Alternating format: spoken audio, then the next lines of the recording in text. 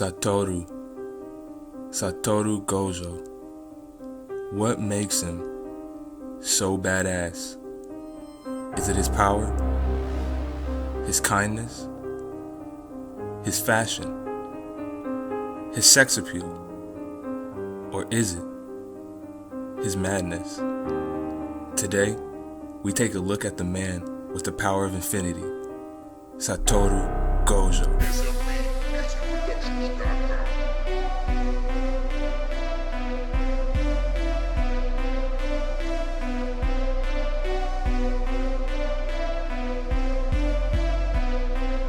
What's up, everybody? It's Fabio Poten. You know this, bringing you guys today my brand new series I like to introduce. Why is he so badass, or what makes them so badass? Now, because there's not always going to be a he. There's going to be some she's too, but the first character we're doing, Saturo Gojo from Jujutsu Kaisen, one of my favorite shonen senseis right now. And I just love, well, we're going to get into it in this video, just the things that I love about Gojo that just makes him absolutely badass and astonishing to me. So without further ado, let's get into this shit. I also just wanted to say, because you never know, if you're not caught up all the way with the kaisen, then get the hell out of here. Cause I'm gonna be talking about spoilers all over the place. I'm gonna be jumping from chapters here to chapter there. So like, make sure y'all caught up. If you're not caught up, or you fear like you might get spoiled on something, then come back after you caught up with the series and then check out this video. Now, from Gojo's introduction at the end of chapter 2, we immediately get a rough idea of what his character is all about. Yuji, he's already eaten one of Sukuna's fingers, and he started to have an inner battle with the Sukuna and himself over who gets to, kind of have the right over possessing his body. And then Gojo, he tells Yuji to just go ahead and switch places for Sukana for about 10 seconds. And he wants to see if Yuji can somewhat control the power of Sukana. Mind you, Sukuna is one of the most notorious curses in Jujutsu history. The confidence, the borderline arrogance of Gojo to face such a monstrosity, it just shows you the kind of character that he is, how confident and arrogant almost he is in his own abilities. And of course, at the end, it ends up being in his favor with Yuji somewhat taming Sukana. It's a small skirmish, but from it you get the idea that this guy Gojo is a problem. Now, another thing that I love about Gojo is not only his kindness, but his curiosity. And I think a good example of this, to me at least, is the fact that Gojo, he gives Yuji another chance after becoming Sukana's vessel. We know the higher ups in the Jujutsu Sorcerer Society, they wanted to kill Yuji. They're afraid of the power within him. They're afraid of the cursed Sukana that lives inside of him, But instead, Gojo brings up an interesting idea, and one that you could say, is it really kindness? And I think we could go back and forth about that, but Gojo, his idea is to bring up to the higher ups is that, like, if we're gonna kill him, why not kill him after he consumes the rest of Sukana's fingers? And he's giving Yuji another chance at life. A shitty life, maybe one could argue, but a life nonetheless. A life to save people's lives, to be a hero, so people don't have to die to these curses, and so they can get Sukuna out of the world once and for all. And the curiosity in this scene that I really like is, it's like, it almost feels like Gojo wants to see how far Yuji can grow. And later, we see his curiosity for the situation as Yuji consumes another finger. So after Gojo explains his plan to Yuji, Yuji accepts it. And Gojo has Yuji consume another Sukana finger. I believe it's 1/10 of Sukana's power is that Yuji consumed at this moment. And Yuji eats the finger, and he releases ominous cursed energy right next to Gojo. And I love this scene because Gojo, he appears to be nonchalant, like he doesn't really, it's no big deal. He keeps his hands on his chin, like as if he's really calm. But what I love the detail in this scene, as the mangaka, Gojo, you can see him twitching and readying his hand, just in case, as if the cursed Sukana takes over at any moment. But something amazing happens. Yuji overcomes the second finger, and then more than the first one, even easier. And then Gojo then thinks to himself, It's confirmed. It's not just his body's resistance. He's able to control sukuna without a problem.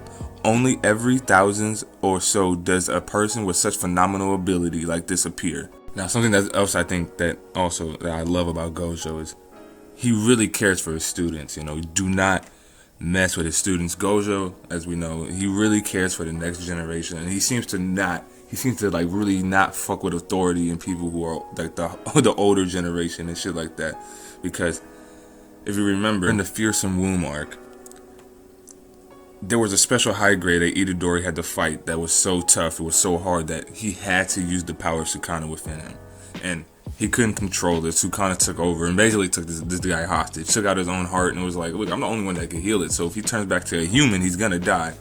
And we found in the course, after he fights with Fuchigoro and shit like that, Itadori comes back and he dies, essentially.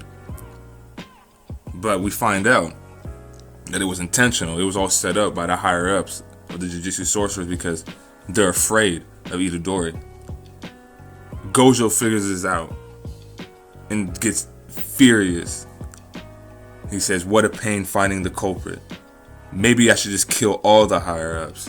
And I love this aspect of his character because one of the things I love about Gojo is like, he's a good guy, but if you mess with the people, you mess with him or the people that he gives a fuck about, that good guy shit goes out the window and he just becomes a ruthless killer. In chapter 11, A Dream, Gojo, he states something that I think is really important to his character and one of the many aspects to his character that makes him so badass. He says, I'm gonna reset this crappy Jujutsu world.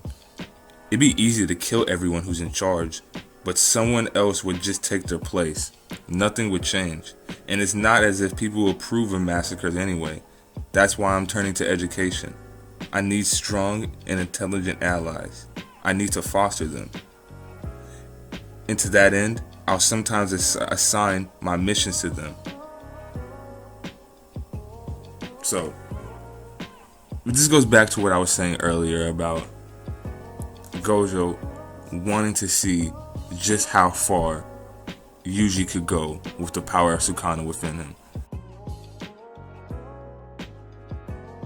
Now let's talk about Gojo's troll-like, almost childlike behavior. As we see it in full display with his fight in Jogo in chapter 14, Gojo tells Jogo as he showcases his ability, asking him if he wants to hold hands, telling him not to be shy, and going as even far to say that you're making me embarrassed. It's kind of funny because he's like blushing and everything. It's hilarious. But then after that, Gojo gets very serious, and as he closes in on Jogo, unleashes several devastating blows to his stomach area.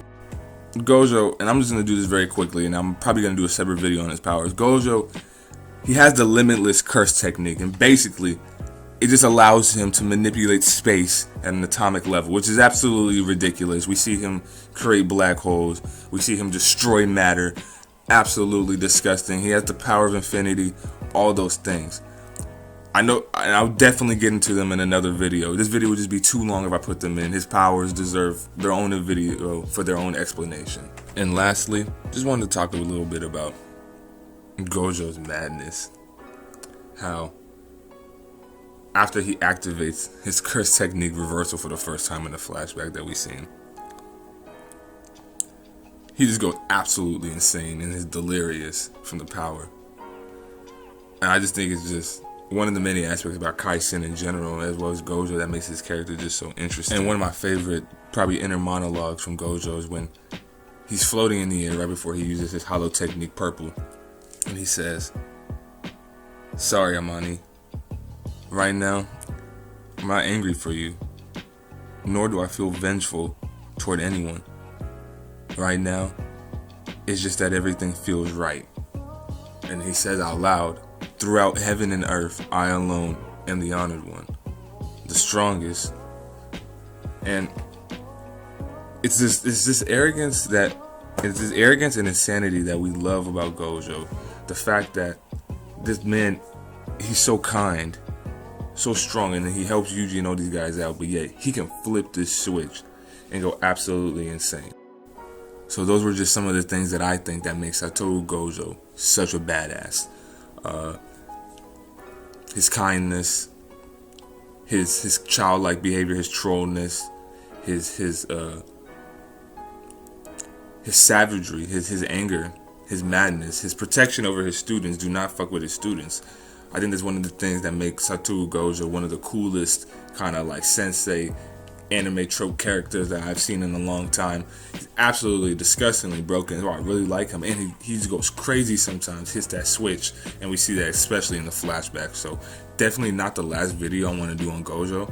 I want to do a video on him and Geto's relationship, their beef and how that started, and how that connects to the main story, as well as the Jujutsu Kaisen prequel. Also, I want to talk about Gojo's power, explain it in depth, because his power deserves like an own video, which is just separate. I'm going to have to do a lot of research on that. Also want to explain some of the other guys' powers, probably Nubara and some other stuff, because the power system in the Kaisen, it's very complex, but yeah, man, let me know what you guys liked about the video. Do y'all think Satoru Gojo's a badass? What makes him a badass to you guys? Let me know. Make sure y'all comment, like, and subscribe, and I'll see y'all in the next one.